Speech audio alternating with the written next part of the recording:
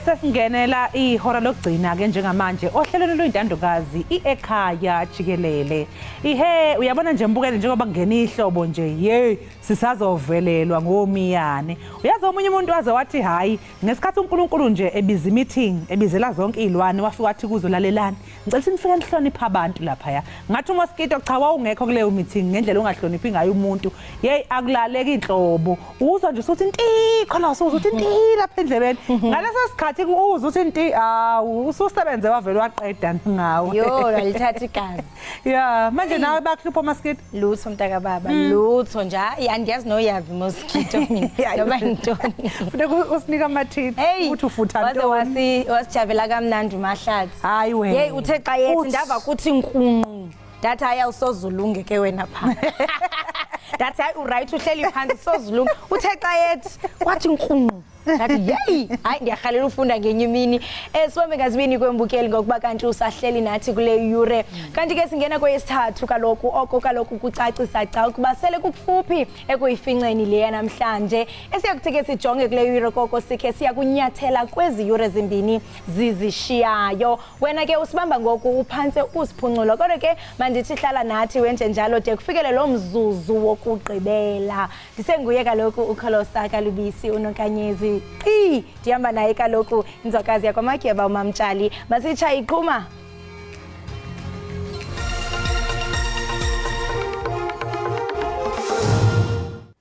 because we are about African nationalism. Kwehamba phambili lowo owayengunobhala Jikelele we-ANC uAce usesungule iqembu lakhe elisha lezombusazwe elibizwa nge-African Congress of Transformation. Inhlamvu eyatholakala indawo yesigameko inhlamvu eyayiphuma kulesi sibambu lesi esiphambi kwenkantolo. Ungaphephe uLieutenant Colonel Christian Mangena uthi imbumbulo efunyenwe kwindawo yolophulo-mthetho apho kwadutyulwa khona wayesakuba ngunozinti webafana uSenzo Meyiwa yadutyulwa kumpu ofunyenwe kwikhaya lomnye wabamangalelwa. Kuqubuke umlilo kwashona abantu abacele 16 enkabeni yedolobha iGoli lomlilo kembikeli kubikwa ukuthi uqubuka izolo ebusuku kanti sekubikwa ukuthi sesenyukile isibalo ke manje sesiku55.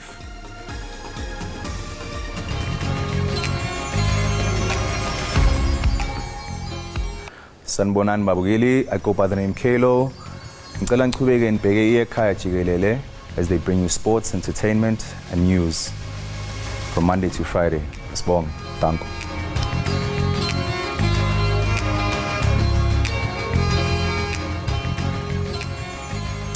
Lawo owayekade engunobhala Jikelele we-ANC uAce owaxoshwa eqenjini umemezele ukubunjwa kweqembu lakhe lezombusazwe elibizwa nge-African Congress of Transformation. Lokhu ke mbukeli kuza emva kokuthi kwehlukana inhloko nesixhanti phakathi kwakhe ne-ANC ngenxa yokungayiphathi kahle kanye nokuyithathela inqumo eqenjini. uMahashule uthi izakhamuzi zalapha eNingizimu Afrika cha seyidinga nje elinye ikhala lezombusazwe. Ngesikhathi uAce ekhonjwa indlela eqenjini elibusayo abaningi babecabanga ukuthi sekushabalele njalo ngekusasa lakhe kwezombusazwe. Kwaziseke ukuhlehla kwenqama akusikhona ukubaleka. uMahashule ke usephinde waba undaba egudwini kulandela ukubunjwa kweqembu lakhe elisha lezombusazwe. So here we are. Here is a new ship of freedom. Please, South Africans, come along and join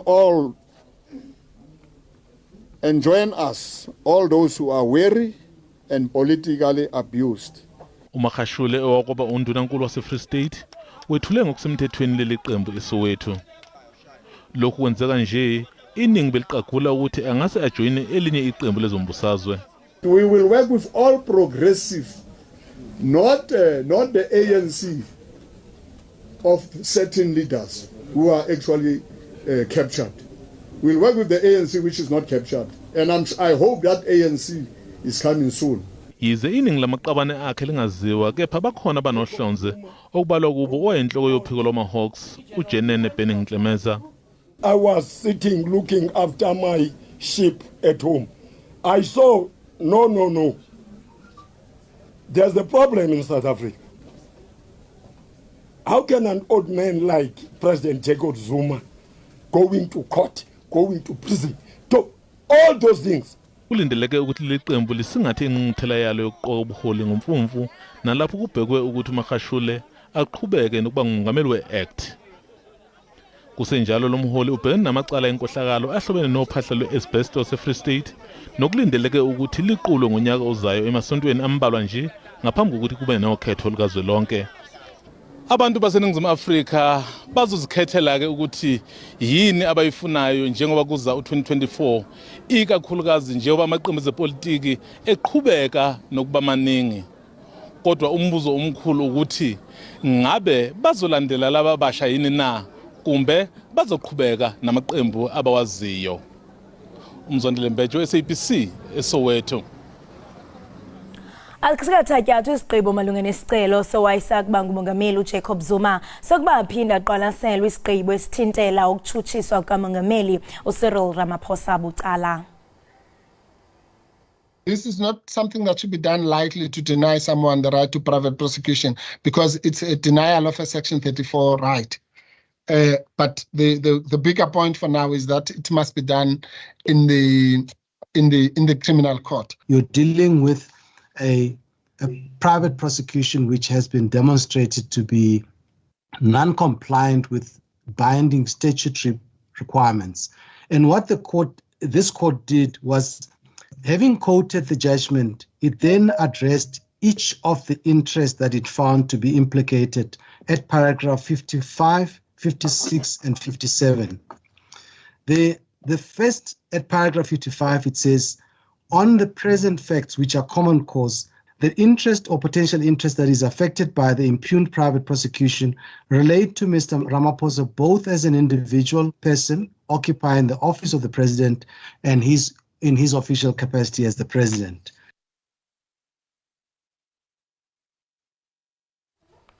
Kulindeleke ukuthi abuyele ebhokisini uLieutenant Colonel Chris Mangena uma aqhubeka icala lokubulala uSenzomeni wenkantolo enkulu yasePitoli namuhla ekuseni. Ngase ngiya-ke emakhazeni aseJermiston la engaya khona-ke kwakune-postmortem khona-ke yona-ke yenziwa-ke umzimba-ke womuntu wesilisa-ke umuntu omnyama. UMangena utshela inkantolo ezolo ukuthi inhlamvu yabulala uMeyiwa yayiqhamuka esibhamini esatholakala kumsolo wesithathu umthobiswa kwaMncube. Abasolwa-ke bahlanu umbukeli ababhekene naleli icala lokubulala uMeyiwa ngo-2014. Usodolophu waseTshwane uSilius Brink uthi imanyano yabasebenzi isamuo iza kuba noxanduva lokutshabalalisa isixeko esilikomkhulu ngenxa yoqhankqalazo lwemivuzo oluthe lwajika lwanobundlobongela. Ebethetha noNondaba ePitoli ngoqhankqalazo oluqale kwinyanga ephelileyo ngenxa yesigqibo sesixeko songanyusa imivuzo kulonyaka mali. I-Passenger Rail Agency of South Africa isibike ukuthi bayisishiyagalombili ojantshi olayini bojantshi eWestern Cape asebelungisiwe. IPrasa-ke yethemba ukuthi kusazophinde kulunge abanye futhi ojantshi abahlanu kulesi yasifundazwe kulonyaka.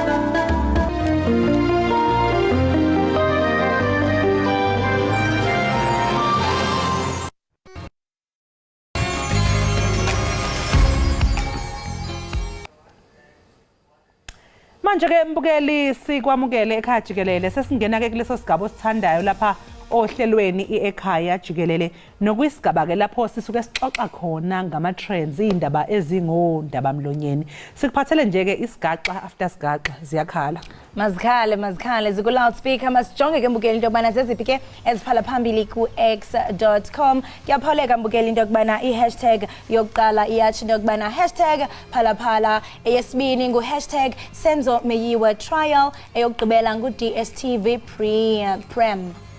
premiership #phalaphala mamjani wena mbukeli kuyaphawuleka into yokubana xa sijonge pha ku #phalaphala irhuluneli ke yebhanki enguvimba uLisetja Kganyago uchaze indlela efikelele ngayo $580,000 kwifama kamongameli uCyril Ramaphosa phaka lokhu ePhalaphala ngosuku lweChristmas kanyaka ka2019 bethetha ke nekomiti yeParlamente ejongene nemicimbi yezemali ngolwesithathu uthi ke ulwazi nobungqina obuqokelelwe lisebe lebhanki elijongene ne-financial surveillance buveze ukuba le mali isetyenziswe njengesiqinisekiso sokufumana ezinyathi baye baphefumla ke pha ku x.com ngalomba masive mbukeli into yokubana bephefumle besithini na uPhalaphala Farm Gate document uyatsho into yokubana it's also a criminal offense to cover up a crime.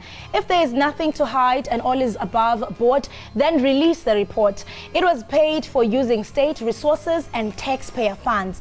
Public have every right to access the full report. Phalaphala Farm Gate uyatsho into yokubana noko uluntu kuyanyanzeleka into yokubana kwaye lunelungelo lokufumana i-full report ingxelo epheleleyo ngalomba kwaye uyatsho into yokubana oku kuye kwasetyenziswa imali yabarhafi uyatsho uba eli licala elikhulu elokugqumathela obubundlobongela becrime chuncembe sijonge mbukeli into yokubana banye baphefumle besithini na Omunye ke umsebenzisi ka x.com laphayana uthi the truth is no one wants to point a finger at the current president for fear of reprisals and being ostracized. We understand, but a crime is a crime regardless of who the perpetrator was. One day we will all be accountable for our deeds in the dark. Uthi yena ayakukho kusebumnyameni ongevele noma ngabe umengameli noma ngabe ubani wonke umuntu kufanele kuphendule mangabe khona okungekho emthethweni okuthe kwenzeka ake sizwe ke omunye ukuthi uphefumule wathini i-economic freedom fighters laphayana EFF South Africa umalema uthi we will take the South African Reserve Bank report on Phalaphala dollars to court for judicial review because there is evidently an attempt to cover up the crimes committed in Phalaphala and state institutions are being abused in protection of the outgoing president of South Africa. Uthi ke yena bona njenge-economic freedom fighters bazoyithatha lo mbiko bawuselapha yana enkantolo ukuze uyobhekisiswa kahle ngoba phela cha kucacile ukuthi ke kusetshenziswa ke ama state institutions ukuze kuvikelwe abathize. I-hashtag ke elandelayo laphana ithi #Senzo Meyiwa yingoba phela ambukeli liyaqhubeka icala lokubulawa kalowayo nozinto ebafana uSenzo Meyiwa kanti ke bekufakaza ke elinye iphoyisa izolo kuke kwavela ukuthi amagobolondo einhlamvu atholakala endaweni yesigameko ahambisana nohlobo lwesibhamu lesi esatholwa komunye ke wabasolwa ake sizwe ukuthi ke abantu balibona kanjani bona lolu daba. mRNA Vax uthena one bullet hits the floor tile a few meters away from Senzo and a tall unarmed intruder. Jiggy, Senzo is shot close range with a gun against his body. When did the tall intruder move from harm's way to expose Senzo to the second shot? Hayi ke abantu yabona manje sebeya analyze ukuthi inhlamvu yokuqala yaphuma yashona le yafika nini ke kanjani bayachaza ngaleyo evidence ebivela ke mangabe kukhishwa ke ubufakazi lapha enkantolo. Uthini uLulu Yinsumansumane pha ku x.com izimvo zabaphulaphuli zitsho khona. uLulu uthi it becomes interesting now if he was shot in a downward angle. Does it mean the shooter would be taller than him? What's the height of the intruders in relation to the victim? #Senzo Meyiwa trial. Uyatsho into yokubana hayi noko ngoku kuya kuba juicy uba ngaba ke bathi uye wadutyulwa kule angle engasentla ngaba mhlawumbe lo muntu owayiphethe umpu okanye isibhamu wayemde kunaye ngabantu ke ku Twitter bazama kaloku ukusombulula okanye ukuvela into okubana ingaba konakele phi kule ngxiba kaxaka exake umchaka. Chuncembe sijonge abanye baphefumle besithini. Dr. Glenn yena uthi the gun found in an open seal bag at Cleveland did match the bullet found at the crime scene. This after the very same had been negative in previous tests, but all of a sudden it's now matching. Hey, my daughter. Ake sizwe ukuthi i-hashtag elandela ithini mbukeli. Ku hashtag DSTV Premiership phela uzokhumbula mbukeli uthi yaqhubeka imidlalo ye-DSTV Premiership. Izolo ke iMamelodi Sundowns iguqisa iPulukwane City ngamagoli 2-0. Kanti ke Kaizer Chiefs ngathi impela cha izinto zihambela kahle kulokhu njengoba phela sibe sayibona isiguqisa iStellenbosch ngamagoli 2-0. Hayi cha sekuwumdlalo wesibili phela lo osunqotshwe iKaizer Chiefs kwi-DSTV Premiership. Ake sizwe ukuthi bajabuleni abalandeli beKaizer Chiefs okanye Mthulu uthi yena it's a good week, well done at Kaizer Chiefs and at Moroka Swallows. Hashtag DSTV Premiership. Mthulu nje ke ubehalalisela Kaizer Chiefs kanye neMoroka Swallows emidlalweni yabo ebebeyidlala ke kwi-DSTV Premiership. Asizwe omunye olandelayo. Ncube uyachinda ukubana realistically who has a chance of stealing points from Mamelodi Sundowns in the DSTV Premiership? I say no one. Uphawulileke nonathi Khumalo ele emtubatuba uthi kena phambili ezamaqembu amakhulu adlala ku #DSTV Premiership ebedlala amaphakathi neviki awine onke ukubala neLami Sundowns eselwine yonke imidlalo engu6 iqalile isizini njengoba isina 18 points nje hamba yellow train ethuko. Hayi ke siyabonga kakhulu kunathi Khumalo emtubatuba kwaze kwamnandi nje ukufunda iX ebhalwe ngesizulu. Siyayibona ukuthi iphuma lapha kunathi Khumalo olapha ya emtubatuba. Sibonga kakhulu ke babukeli ngezimvo zenu lapha ya ku x.com. Okwamanje ake sisiqunga sayitolo siyabuya kodwa emva komzuzwana.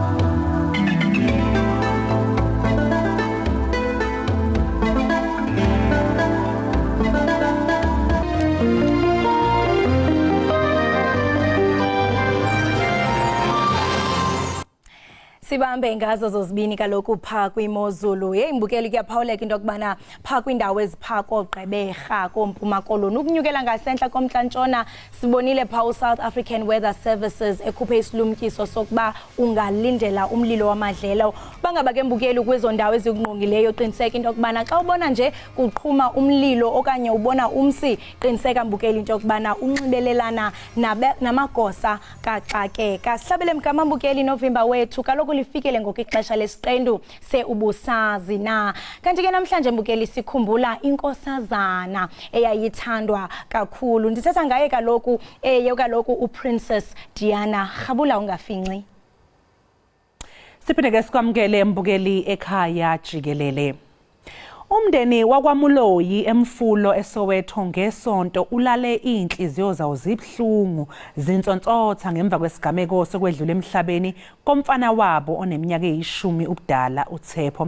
uThepho ke mbukeli ushone ngesikhathi yena enomngani wakhe bedlala ibhola elivelela hamba layongena emanzini abude buduze kwalapha bebedlala khona. Umfanyana ke uthe uyalanda ke ibhola wavele washona phansi wagwinywa amanzi. Kwasekuhlaluka ke ukuthi ke cha lawa bekungona nje amanzi kuphela kodwa kunomgodi oshonayo. Umngani ke walomfanyana oneminyaka eyishumi ubudala uzamile ukumdonsa umngani wakhe kodwa hawu kwanhla ngazimuka nomoya. Umphakathi nawo uzamile futhi nokufaka isandla kodwa kwase kusho ukuthi nje ke umgodi lo waya ushona kakhulu. Manje ke lomndeni ufuna ukwazi ukuthi kungani ubungavalwa lomgodi nanokuthi yini ngempela ingaqedwa lemgodi osekubikwe ngayo ikhawe eziningi kangaka. Mbukeli ke lapha ohlelweni njengoba wazi ukuthi sinesigatshana ke sohlelo lwethu esisibiza ngokuthi ngukhala ekhaya nalapho sisuke khona zama ke ukuxazulula inkinga noma ingqinamba ezikhungethe umphakathi. Sivamise ke ukubiza labo abasemandleni ukuze bazoselekelela. Ocingweni sinelungu lomndeni ke womfana uHomotso Muloyi kanti ke silindele nokhulumela ke abezimo eziphuthuma eGoli uRobert Mulawuzi ukuthi naye kahlanganyele kanye nathi ukusuka manje. Mbukeli ke khumbula ke ukuthi lenkulumo ibucayi futhi nje ke siyabexwayisa laba abanenhliziyo ezisheshe zizelwe ukuthi lengxoxo ingabaphazamise emoyeni ikakhulukazi phela labo ke abasondelene nodaba esixoxa ngalo lapha. Khomotso asikubingelele sikwamukele Ekhaya Jikelele. Asiqale nje sedlulise inkosi yami amazwi enduduzo kuwe kanye nasemndenini. Akusilandise nje ngokuthi kwenzekeni ngesonto ntambama. Sanibonani. Igama lami uKhomotso kaMloyi. Antuwengani. Ngesonto sisema sekhaya abantwana bebeyodlala ekuseni ngabo10. Bebeyodlala badlala ibhola ngathi laphuma emgwaqweni lawela ngasenhlabathini. Melishona ngasenhlabathini kanti khona lapho bokuloku kunomgodi lokuvula isikhathi eside kakhulu. Yathemba mebusune waniye lomgodi lokuvuliwe ngoba besinobuza ugandaganda iphinde ithule iphinde ibuye futhi. Kodwa kuloko bisivamise ukuthula kakhulu ngiyathemba bethule kuba na 3 months bengasenamuntu yenza next khona lapha ya. Ibhola labo lagijima ke la yongena lapho kulawo manje. Bekunganabantu abadala ngalapho bedlalela nje abantwana. Mabagijima bayolanda ibhola. Owethu ke kube uyena ofarayo ukuthi uzohamba angene emanzini athathe ibhola ngoba idamu lakho umbhekile alibonakalisa ukuthi kuyatshopela ke laphakathi. Ukuthi njengengane bayitshela ukuthi bazokhona ukuthi nje bangene bathathe ibhola bephume. Kanti uthe mengena angakafiki la kulelo bhola lelo. Wangena watshopela. Lo omunye behamba naye beyolanda ibhola. Mesichazela uthi uzamile ukuthi ngamandla akhe wonke ekhumule ibruko ngokusheshsha emphosele umlenze owodwa yena engephezulu ukuthi akabambelele umlenze webruko elilodwa ukuthi azokhona ukuthi amdonse. Kanti ke kwakhonakala ukuthi ke uSimphiwe akakhonanga uBoy ukuthi ebambelele ukulona lelo bruko lomngani wakhe. Umngani wakhe ngathi ke wami isikhashanyana esitshela mebu ukuthi uzophuma. Mayibona ukuthi hayi umngani nang akasaphumi kulephi iphume egijima. Megijima kanti kunabafana bebemile estradini. Ayobatshela ukuthi bobaba umngani wami belanda ibhola akasaphumi lapha edamini. uHomotso bakithi angeke sesipheze kulokhu nje sithi nje bakithi duduzekani lubhlungu kakhulu udaba lomfana omncanyana osayetshopela emgodini bakithi waze washona. Mhlawumbe ubona ukuthi ukhona yini ubudedengo benzekile sengisho ke obuvele emkhandlwini noma ezisebenzini zomkhandlu waseGoli ngoba nguzwile ubala ukuthi for 3 months bekungasenziwa lutho kuleya mgodi kanti ngaphambilini kwakukhona izimpawu ezikhombisa ukuthi kukhona abakwenzayo ngawo. ngokuya komphakathi ngendlela nawo bukwathe ngayo ubudedengu bobukhona kakhulu mama ngoba bengananane sign eshoyo ukuthi ingane zingasondeli ngalaphaya bengingana next eshoyo ukuthi kuvaliwe o kunabantu abasekhona abazayo bazocheka benginganalutho kakhulu angifuni ukukhuluma amanga ngoba limele kakhulu umphakathi nomphakathi nomndeni because ngelanga lesi2 isimo lesi senzakele ukuthi lahlekelwe ingane yethu yini into esenza ukuthi manje masesiya Monday emini sokuvaliwe laphaya sokuyahambeka manje why sonke lesikhathi bokungakhonakala ukuthi kuvalwe uzoze kulinde ukuthi thina size silahlekele bese kukhanya ukuvalwa isela nokuthi government isifeyilile kakhulu yes because akekho umuntu ozile namaphoyisa kuthiwe kuya investigate akekho umuntu ongenile wazemndenini wazobika ukuthi ningaboni ukuthi sokuvaliwe lapha yana nithi kwenze njani ngendawo ngoba indaba yesini singabantu besintu thina kumele siyosebenza sebenza kanjani manje ngoba sokuvaliwe akusabonakali ukuthi idamu belikuphi. Manje Khumutso ngiyeza ukuthi nike naxhumana nawo kodwa umkhandlu waseGoli ingabe bathini nina ke kuyini mabe ngabe bekhuluma nani nangokunilekelela ukusilekelela khona angifuni ukukhuluma manga bazamile ukuphakamisa izandla inyawo ngoba bebeyidonsa kodwa umphakathi kulokubuza ukuthi kwenzakalani nathi njengomndeni singakhululekanga ngoba ingane ibisesathiwe isiwe emakhazeni kahulumeni siwarida ukuthi kuze kuba ulwesibili akunamuntu ozelayo akunamuntu oshoyo ukuthi sizokhona ukunibambisa la nala ngokuthi sincede ukuthi ingane ibekwe ngokuthula kulapho sesigcina nathi sesithi ngoba sivelelwe into kanje sithi sehlisa amaphaphu ithi sikhulume kulapho sebebona umphakathi ukuthi usukwatile ngoba usifuna ukusebenzisa i-violence ukuthi safuna ukuchisa abazale itrati sithi hayi sizokhuluma nabo sizozama ukuthi sibathole sibabuze ukuthi bona ngoba kunje bayimisele ukwenzani ngoba bathulile kulapho abazameke ukuthi sebesebenzisana nathi sebephakamisa inyawo. Siyabonga nje Khumutso nokuza ukuthi yize noma nise emanzini kodwa benisakwazi ukuthi nicabange kahle ukuthi nicebise phela umphakathi ukuthi ungathathi umthetho ezandleni zawo ushise nezitalado ngoba lokho vele bengekuze kusize. Siyabonga futhi nokuthi nabo ke bakwazile ukuthi ke bazame ke ukukhulumisana kanye nani. Manje Khumutso nifihla nini ke kanti futhi nisaxhumana yini ke mhlawumbe nezinhlaka ezahlukahlukene ezithintekayo ezifaka phakathi neRand Water?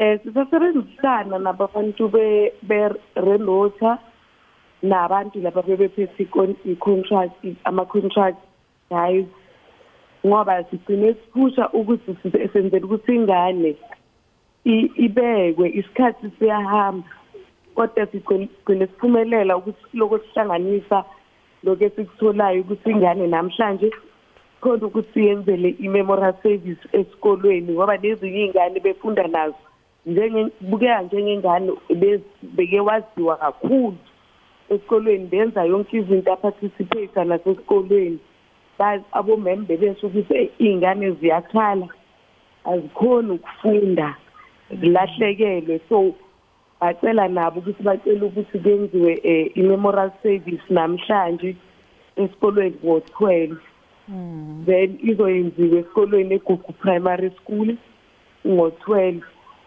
then 5 ekhaya ngoba lapha into isigameko senzakalekele khona sokuvaliwe bacela ukenzile i-candlelight ekhaya. Manje Khumutso ngiyakuzwa ke njengoba usho ukuthi njengoba sekuvaliwe lapho kwenzeke khona isigameko njengoba ubuke washo nawe phambilini ukuthi phela ezabantu abamnyama kunamasiko okufuneka siwenze umuntu mengabe eshonele kuleyo ndawo ngaphambi kokuthi kuze kungcwatshwe mhlawumbe isiphi isombululo esingavela ke sokuthi nina njengomndeni nikwazi ukwenza lokho okufuneka nikwenze kwesintu njengoba kuvaliwe nje? Lokho ngike ngababuza bebefika ukuthi njengoba seningaseli njengomndeni endenani ningabantu abamnyama niyazi ukuthi kunezinto ezenziwayo thina sesizoqhubeka kanjani ngomsebenzi womfana ngoba senivalile la okumele siye khona siyokhuluma khona nethambo lethu abasiphathi endulo lapho sekuthina ke manje njengomndeni ukuthi kumele sihlanganise amakhanda sibone ukuthi sizokhona ukwenza kanjani ukuthi sihambe somlando umfana ukuthi naye ayendaweni yakhe ngokuthula. Aw sisuhomotsa sibonge kakhulu ke ngesikhathi sakho namhlanje kuseni siphinde futhi nje sedlulise amazwi enduduzo uzidlulisele nje nasemndenini wonke kamazwi enduduzo sengathi ningasebenza kahle ke nimfihle kahle ke umfana. Siyabonga mama. Siyabonga. Mbukeli lesike bekuyisigatshana sohlelo esibizwa ngokuthi ikhala ekhaya lapho sisuke sinikeza khona wena ithubuso ekhaya ukuze uchushiswe uhlinzekwe ngamasu aphusile azokwelekelela ukuthi uxhumane nabantu abaseyikhundleni ukuze ukwazi ukuthola lezo impendulo oyidingayo. Besihlelile ke mbukeli ukuthi sithole nokubiza uRobert Mulawudzi wezimo eziphuthumayo lapha eGoli kodwa ke uthi uthunywe enkabeni yedolobha iGoli ngoba kuyasha njengamanje mbukeli siyazi ukuthi kunodaba oluqeda kuphuma lokuthi kunebhilidi selishile lapho sekushone khona abantu abawu56 isibalo esilokhu sikhuphuka manje ke lo wakhulumela izimo eziphuthumayo ubeke esephuthuma ke esebheka kulesiyo sigameko ngoba besethembile ukuthi soxoxisana nelungu lomndeni siphinde sixoxisane naye ke uRobert Mulawudzi kodwa ke mbukeli sizozama ukuthi simthole siphinde ke sibuye sikutshele ukuthi yena mhlambe ngabe uphefumule wathini ke ngalolu daba okwamanje ke ayisithi nje ke qu ezitolo sizobuye emva komzuzwana.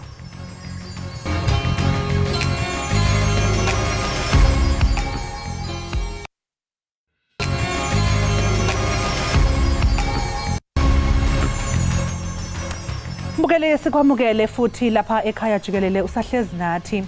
Mbukele njengoba besibikile ukuthi sekuqubuka isigameko sokusha kwezakhiwo eGoli futhi bangaphezulu kwama-60 abantu okubikwa ukuthi ke sebeshonile. Ukuthola kabanzi ke ngalokhu njengamanje mbukeli soke siphonse nje intambo lapha ya okwenzeke khona isigameko ngoba siyazi ukuthi khona intatheli yethu nozintombi Mia elapha ya inkanise khona ezama ukukhuluma nezisulu ithola ukuthi kwenzakaleni.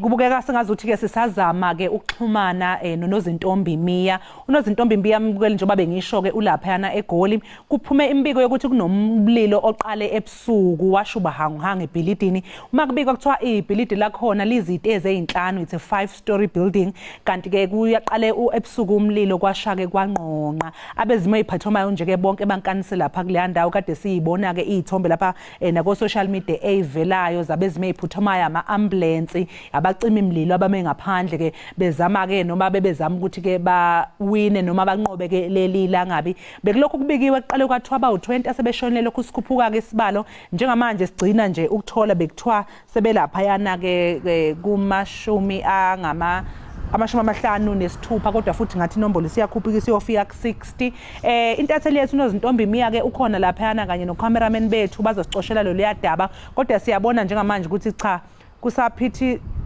kusaphithizela nampa abezime eziphuthumayo bakwa emergency services akhona ke ngisho namaphoyisa mhlawumbe ke sizama ukuthola nozintombi manje ngabe uzosizwa nozintombi sekubingelele ekhaya Jikelele siyabona lapho isiphithiphithi engabe yini imbangela yalomlilo kwenzekalani njengamanje. The lens, she has literally been trying to fix the lens, like legit she has been trying to fix the lens. Okay.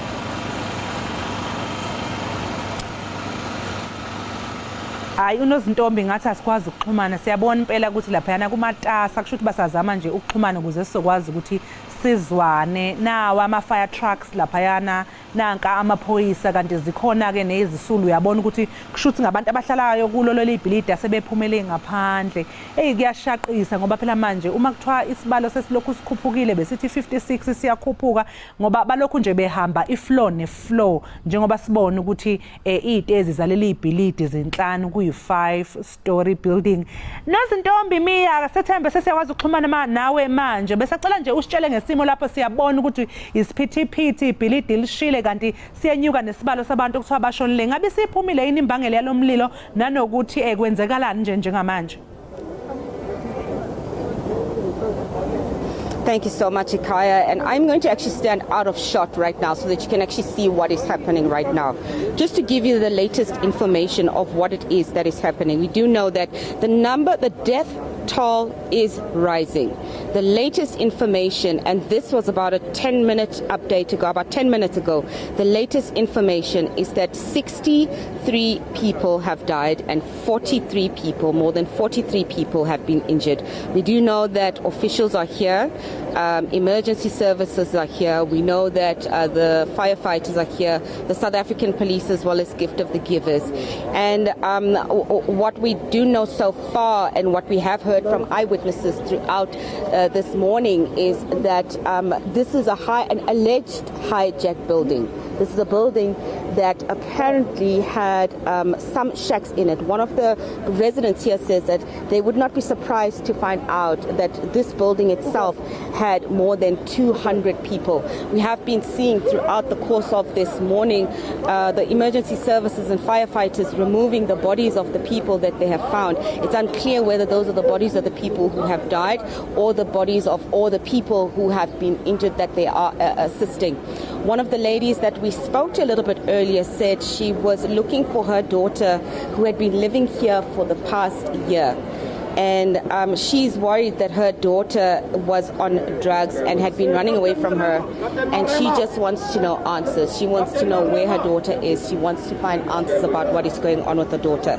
We just spoke to a lady now who said that she had been staying here, but she heard in the early, she smelt the smoke in the early hours of this morning, and she grabbed a child that was with her that she was taking care of and ran out as soon as she could. She said she's lost everything and she's absolutely devastated.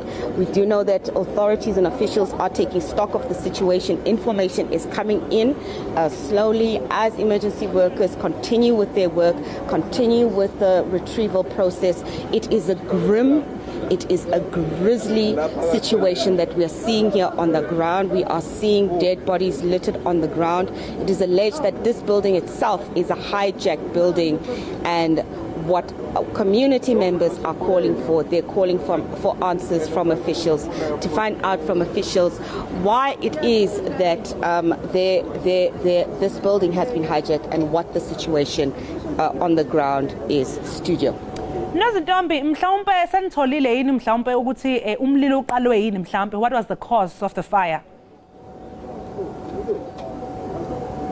It's still unclear at this moment what the cause of the fire is, but eyewitnesses say that they heard that the cause of the fire was as a result of a candle that had been left. One of the eyewitnesses we spoke to said that she heard that a candle had gone off and had been lit and it fell over because they'd had load shedding last night from about 6 o'clock. And that is what eyewitnesses are saying. We are still waiting for official word. We will be speaking to officials and authorities as soon as we can get word from them to find out exactly what the cause of the fire was. Sibonge kakhulu ke Nozintombi Miya ngesikhathi sakho nje kanye nokusazisa ukuthi kwenzekeni ke lapho. Sibonge nje futhi sethembe nokuthi njengokuhamba kosuku nizolokhu nibuye nje kithi nisazisa ngosekuhlalukile njengoba nikhona lapho kuleyo ndawo. Mbukelo bekunozintombi Miya ke oyintatheli indaba zalapha SABC unkanise laphana edolobheni eGoli njengamanje lapho kuqubuke khona umlilo ke uyasitshela ke ukuthi inombolo yabantu esishonile sikhuphukile yafika kuma-60 60 people asebetholakele ukuthi bashonile. Uyasho ukuthi cha imbangela yomlilo iqale ngokuthi izolo bekune load shedding cisha ngogesi nalapho kutholakala ukuthi kunomunye ke obe esegumbini lakhe sevula ikhandlela yilo khandlela lelo ke eliqaleke lomlilo. Uyasho futhi ukuthi ke abantu bankanise ngaphandle ukhona umama ume ngaphandle nje othulinde indodakazi yakhe ngoba nawe uyasola ukuthi ihlala kuleli bhilidi njengoba nje icwile eyidakamizweni ufuna nje ke impendulo nokwazi ukuthi ngabe ingane yakhe nikhona yini lapha yana. Uyasho futhi ukuthi khona ke nalabo abasindile emlilweni ubalula nje oyedwa uhamba nengane encane. Uyasho ukuthi uzwe wahogela umlilo eseza ukuthi uqala umlilo wayiseke ethatha ingane ephuma ke ekwazi ukuthi yena ke abaleke. Bazi lokho beqhubeka nje ke embukeli nokuxoshela kulo daba yenza nje isiqiniseko sokuthi ke ulokhu ubhekile izinhlelo zalapha eSABC News nalapho uzothola khona ngokuhamba kwesikhathi ukuthi seyithini ezakamuva. Okwamanje ngembukele ake sibheke isimo sezulu ukuthi sime kanjani.